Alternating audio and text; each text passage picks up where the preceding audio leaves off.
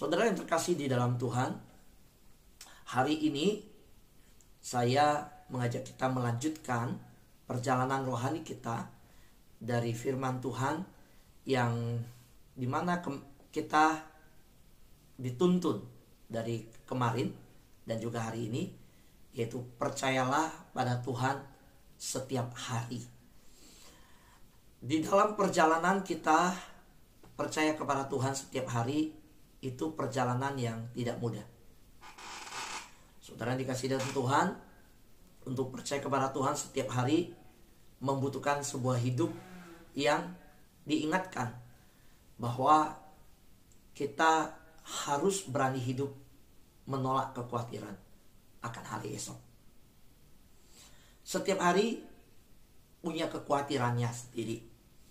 Hari esok juga punya kekhawatirannya seperti hari ini. Kita kadang tidak bisa istirahat. Ada yang berkata saya tergantung pada obat tidur. Ada yang bisa tidurnya sampai jauh malam, bahkan subuh baru bisa istirahat. Bahkan tidur sebentar, terbangun lagi. Dan waktu terbangun, pikiran sudah begitu cepat aktif. Dan pikiran negatif sudah masuk. Pikiran-pikiran tentang masalah-masalah tanggung jawab sudah memenuhi. Bahkan mungkin kita berkata, biasa saya jam 2, jam 3 terbangun ke toilet, buang air kecil, dan waktu terbangun ke toilet, waduh itu pikiran sudah penuh, balik ke ranjang sudah gak bisa tidur. Apa yang harus saya lakukan? Tuhan berkata, ya kita harus tertanam di hadirat Tuhan. Saat kita tidak bisa tertidur, Tuhan bisa berbicara kepada kita. Pada waktu kita berdoa kepada Tuhan. Daripada memaksakan diri untuk berjuang tidur, kita bisa berdiam diri di dalam Tuhan dan coba berbicara kepada Tuhan. Salah satunya adalah katakan kekhawatiran kita kepada Tuhan. Sampaikan kepada Tuhan. Berdoa tentang segala hal. Bolehkah berdoa di jam 1 pagi? Boleh. Bahkan suasana hening. Boleh di jam 2 pagi, jam 3 pagi. Silakan. Tidak ada yang mengganggu. Kita punya suasana yang sangat baik seperti itu. Silakan. Nah, itulah yang kita dapatkan dalam tuntunan firman Tuhan. Bagaimana setiap hari membangun kepercayaan kita kepada Tuhan. Yang pertama, jangan khawatir hari esok. Yang kedua, berdoalah tentang segala hal. Jadi tidak hanya berhenti di tidak khawatir. Jangan hanya selesai di tidak khawatir, tetapi bergerak ke satu arah yang aktif, yaitu berdoa, mencari Tuhan. Untuk berhenti di khawatir, kalau kita berhenti hanya sampai di situ, akan terjadi di mana kekhawatiran itu bisa mengajak temannya lebih banyak lagi masuk lagi. Tidak hanya berhenti di khawatir, tetapi kita bergerak kepada satu titik. Berdoalah tentang segala hal. Artinya kita mengisi di dalam pikiran kita dan mengeluarkan perkataan permohonan kepada Tuhan. Selanjutnya, saudara yang terkasih dalam Tuhan, Tuhan mau kita mengucap syukur dalam segala hal. Di dalam doa itu kita berkatakan hal-hal yang positif, hal-hal yang baik. Pada saat kita berhenti khawatir, kita sebenarnya sedang menghentikan pikiran kita tentang hal-hal negatif. Kita tidak bisa tentunya menghentikan apa yang kita dengar sepanjang hari. Kita tidak bisa menghentikan apa yang ada di pikiran kita tentang hal-hal negatif. Tetapi Tuhan mau ketika pikiran yang negatif, pikiran ini medan pertempuran. Waktu iblis menaruh pikiran negatif, kita jangan keluarkan itu. Pikiran yang negatif ada, melintas, dan iblis taruh melintas di pikiran. Tetapi yang keluar dari mulut kita ada hal positif. Nah, iblis dikalahkan. Sahabat dan saudara yang saya kasih dalam Tuhan, di dalam 1 Tesalonika pasal 5 ayat 16 dikatakan, bersukacitalah senantiasa, tetaplah berdoa. Itu ayat 17. Ayat 18 berkata, mengucap syukurlah dalam segala hal, sebab itulah yang dikehendaki Allah di dalam Kristus Yesus bagi kamu. Ayat 19 berkata, janganlah padamkan roh. Lihatlah, Tuhan melalui Rasul Paulus berkata, mengucap syukurlah dalam segala hal. Apa artinya? Bahwa di dalam setiap perkara kehidupan kita, apapun itu yang kita jalani, di dalam kehidupan kita, kita diajak mengucap syukur.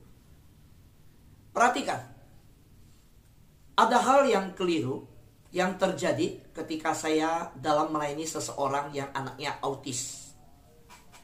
Ibu itu sangat kecewa dengan sebuah komunitas anak-anak Tuhan. Komunitas ini adalah komunitas anak-anak Down syndrome, di mana waktu dia mendapat kabar ada komunitas perkumpulan khusus untuk mereka yang punya anak yang Down syndrome, autis. Dia bawa anaknya datang ke sana. Dan di dalam komunitas itu ada anak-anak Tuhan semua. Ada persekutuan. Dan dalam persekutuan itu yang terjadi, seorang anak Tuhan mengutip firman Tuhan ini. Dan dia diajar salah. Dari mana dia belajar salahnya? Dia berkata, saya mau bersaksi. Jadi ibu-ibu yang datang, bapak-bapak, ada ibu-ibu semua. Memang yang punya anak yang seperti itu, yang banyak bergumul tuh ibu-ibu mendampingi ya, karena suami bekerja. Lalu ibu ini berkata, saya mengucap syukur kepada Tuhan untuk anak saya yang autis. Waduh, ibu ini yang baru datang bergabung kaget, terpukul hatinya, pikirnya nggak bisa terima. Dia keluar dari kelompok itu. Lalu dia datang ke saya, Pak Fu, menurut Bapak, salah nggak sikap saya? Masa dibilang mengucap syukur? Dalam segala hal dia kutip firman Tuhan di 1 Tesalonika tadi. Ya, di dalam bagian itu 1 Tesalonika pasal yang ke-5 ayat yang ke-18. Dengan bangga di kelompok dia berkata, saya bersyukur anak saya autis. Saya gak bisa terima, Pak. Saya bilang, kamu gak salah. Mengapa? Saya berkata bahwa karena apa yang terjadi pada ibu itu, dia salah menafsirkan ayat itu. Dia mengutip ayat, lalu dia memperkatakannya, tetapi mungkin bukan salah ibu itu. Kamu jangan kecewa sama dia. Mungkin dia belajarnya dari sumber yang keliru. Yang tepat seharusnya sesuai ayat itu. Saya ajarkan ibu. Yang tepat adalah di firman itu Rasul Paulus bukan suruh kita mengucap syukur dalam segala hal, yaitu mengucap syukur untuk hal yang terjadi itu. Contoh, ada orang di rumah duka. Wah, saya mau mengucap syukur dalam segala hal seperti firman Tuhan. Saya bersyukur suami saya dipanggil Tuhan. Suami saya tertabrak meninggal. Saya bersyukur suami saya di mana terjadi kebakaran di rumah. Suami saya meninggal. Dia menyelamatkan kami terbang. Saya bilang, ibu itu jangan pernah anak Tuhan, termasuk dengar ya, kita yang di Zoom, semua yang hari ini beribadah, jangan mengutip ayat itu dengan berkata menerjemahkan keliru. Saya mengucap syukur anak saya yang Down syndrome, saya mengucap syukur. Enggak. Ayat itu bukan mengajarkan mengucap syukur untuk diperkatakan seperti itu. Yang dimaksud mengucap syukur dalam segala hal adalah, suami saya saat ini stroke. Saya mengucap syukur Tuhan memberi saya kekuatan di dalam keadaan seperti ini. Saya kuat menanggung perkara ini. Bukan mengucap syukur untuk suami yang stroke. Suamimu marah loh. Kamu tuh, Tuhan terima kasih. Saya bersyukur suami saya yang kena stroke. Suamimu bilang, maksudmu apa? Aku stroke kamu bersyukur. Apalagi dia belum percaya Tuhan. Ya, terus suamimu yang belum percaya Tuhan, kamu melahirkan anak lalu Down syndrome, kamu berkata, suami, yuk kita bersyukur. Puji Tuhan dapat anak yang autis. Suamimu bilang, maksudmu apa? Tuhanmu Tuhan yang apa begitu? Jangan. Kita justru berkata kepada suamiku, bersyukur ya di tengah anak kita yang autis seperti ini. Kita nggak kuat sebenarnya. Tuhan kasih kita kekuatan untuk mengasihi anak kita. Walaupun anak kita seperti ini, kita sebenarnya nggak sanggup. Tuhan sanggupkan kita untuk mengasihi dia. Kita bersyukur Tuhan yang menolong kita. Yang mengerti pengajaran ini, lambaikan tangan. Mengerti? Puji Tuhan. Hati-hati kutip firman Tuhan ya. Ada banyak anak Tuhan mengutip firman Tuhan, terima salah pengajaran, lalu menyampaikannya, dan banyak orang gak percaya jadi mundur. Kenapa? Loh kok orang Kristen istrinya kena kanker, saya bersyukur istri saya kena kanker. Bukan begitu bicaranya. Kita berkata, saya bersyukur kepada Tuhan. Sekalipun istri saya di dalam keadaan terkena kanker rahim, terkena sakit hari ini, dirawat di rumah sakit, tetapi Tuhan memberi saya kekuatan untuk tetap mengasihi dan mencintai dia. Amin. Amin ya. Itu maksud pengajaran yang ada. Sahabat doa yang terkasih dalam Tuhan, mengucap syukurlah dalam segala hal. Bukan untuk mengucap syukur atas apa yang terjadi itu. Yang terjadi itu buruk, kita akui. Tuhan bukan mengajak kita, Tuhan bukan menyuruh kita mengucap syukur untuk tabrakan yang ada, untuk istri kita yang sakit, mengucap syukur itu. Enggak, mengucap syukur karena di tengah keadaan itu kita diberi kekuatan untuk menjalaninya, menanggung segala perkara itu. Kita diberi kekuatan oleh Tuhan untuk kuat di dalam kekuatan dari Tuhan. Karena itu hari ini saya mau berkata, mengucap syukurlah dalam segala hal. Sahabat doa, saudara yang terkasih Tuhan. Jadi apapun yang terjadi, tetap bersyukur. Bukan untuk kejadian itu, tetapi untuk kekuatan yang Tuhan berikan kepada kita. Kita mengucap syukur. Sehingga kita tidak marah dengan kejadian yang ada. Dengan apa yang terjadi, kita tidak menolak rencana Tuhan. Kita tidak berkata Tuhan jahat.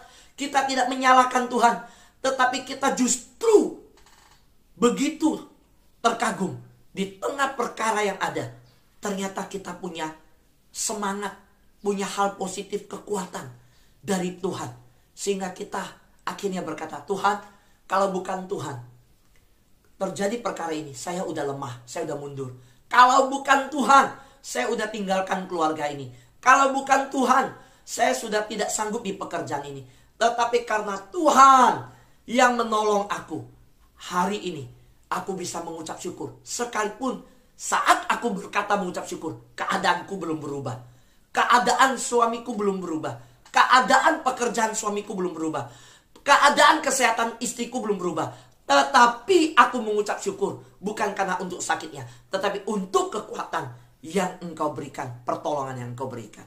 Sahabat doa, saudara yang terkasih dalam Tuhan, mengucap syukur dalam segala hal. Mengapa? Mengapa Tuhan suruh kita mengucap syukur dalam segala hal? Karena kita tahu. Saudara ingat ya, karena tahu. Kita semua tahu Tuhan akan jaga kita. Kita tahu itu. Tuhan akan memenuhi kebutuhan kita. Kita tahu Tuhan akan membantu kita. Jadi ayo, mari hari ini kita mengucap syukur dalam segala hal. Kenapa? Karena kita tahu kok Tuhan menjaga kita. Tuhan memenuhi kebutuhan kita. Tuhan membantu kita. Saudara, sekali lagi, yang di YouTube boleh ketikkan kata amin, yang di Zoom. Sahabat doa saudara yang terkasih Tuhan, saya mau sekali lagi tanya. Saudara tahu Tuhan akan menjaga saudara? Yang katakan saya tahu boleh lambaikan tangan. Amin. Saudara percaya, saudara tahu Tuhan akan memenuhi kebutuhan saudara? Tahu. Sekali lagi lambaikan tangan, saudara tahu Tuhan akan membantu saudara? Amin. Saudara yang terkasih dalam Tuhan, ini yang kita tahu dari Tuhan. Karena itulah kita mengucap syukur. Kita tahu hal itu. Kita tahu Tuhan tidak terbatas. Kita tahu Tuhan mengetahui semua perkara yang kita hadapi. Dan bahkan kita tahu Dia akan menjaga kok. Dia akan membantu. Jadi kita mengucap syukur untuk pribadi Dia yang kita kenal. Yang baik itu. Kita mengucap syukur karena kita mengenal Dia pribadi yang demikian. Saudara yang terkasih dalam Tuhan. Yang keempat, pikirkan tentang hal-hal yang benar. Pikirkan tentang hal-hal yang benar. Saya mau sampaikan ini. Ada suami istri. Itu di dalam pertengkaran rumah tangga terpisah. Saudara, saya mengajarkan dan memegang prinsip.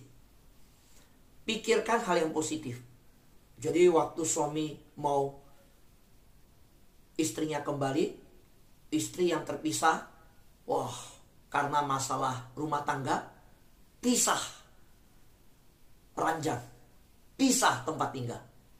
Nah, suami bertanya, istri bertanya, Pak, saya harus lakukan apa? Pikirkan yang positif. Pikirkan yang benar. Loh, kenapa? Karena begini. Waktu kita pikir yang negatif, aduh, istri saya kok tidak menghubungin saya, bilang kangen ya, nggak mau pulang ke rumah. Jangan-jangan sebenarnya benar dia selingkuh, dia ada yang lain sama dia. Waktu suami berpikir begitu, bisa terjadi di detik yang sama, saat yang sama, istri yang jauh di sana mikir, suami saya ya, saya udah pergi lama, tetap nggak minta saya pulang. Jangan-jangan dia memang punya rencana mau menikah lagi. Buktinya saya nggak dipanggil. Itu bisa terjadi loh. Pikiran yang negatif, waktu kita berpikir seperti itu, pasangan kita saat itu bisa berpikir itu. Nah, ini unik. Orang yang terpisah jauh punya pikiran negatif, pasangannya bisa pikir begitu. Nah, karena itu jangan berpikir negatif. Coba pikir positif. Pada waktu kita berpikir, ya, saya pakai prinsip ini. Ayo, dalam pertengkaran, dalam perpisahan rumah tangga, sekarang istrimu di sana. Coba berpikir. Setiap kali pikiran negatif datang, buang itu, tolak dalam nama Yesus. Pikirkan, wah, istri saya pasti saat ini saya berdoa, Tuhan, berkati dia supaya dia terpikir akan rumah tangga ini. Berkati istriku supaya dia kangen sama anak-anak. Dia mau pulang kembali ke rumah. Pada waktu berpikir seperti itu, istri yang di sana berpikir yang sama loh. Nah, taunya dia juga lagi berdoa sama Tuhan. Tuhan, berkati anak-anakku Tuhan, supaya lewat anak-anakku mereka ngomong ke suamiku. Siapa tahu Tuhan pakai mulut mereka berkata, Papa gak kangen sama Mama. Udah pisah sekian lama. Papa ada berdoa lah buat Mama. Nah, sahabat doa yang terkasihan Tuhan, saya melihat orang kalau berpikir negatif, pasangan kita juga bisa pikir negatif loh. Tapi kalau kita isi pikiran positif, pasangan kita walaupun jauh, pikirannya juga positif. Di sini dan yang di YouTube, siapa yang berkata, saya mulai hari ini mau memegang prinsip ini, yaitu apa? Memikirkan tentang hal-hal yang benar dan yang positif. Coba lambaikan tangan. Haleluya. Puji Tuhan. Ya, sekarang katakan dengan saya sama. Saya mau pikirkan tentang hal-hal yang benar dan positif. 1, 2, 3. Saya mau memikirkan tentang hal-hal yang benar dan positif. Ya, puji Tuhan. Saudara yang terkasih dalam Tuhan, Filipi pasal 4 ayat 8 bilang, jadi akhirnya saudara-saudara, semua yang benar, semua yang mulia, semua yang adil, semua yang suci, semua yang manis, semua yang sedap didengar, semua yang disebut kebajikan dan patut dipuji, pikirkanlah semuanya itu. Saya memegang firman Tuhan ini dan sering memperkatakannya. Karena iblis itu selalu berusaha untuk memasukkan input-input negatif. Jadi kita akan tolak itu. Kita harus memperkatakan firman Tuhan. Saudara, ayat ini begitu indah. Kenapa saya katakan begitu indah? Perhatikan. Tuhan sudah memberi saudara daftar hal-hal yang untuk dipikirkan. Saya kasih lihat ya.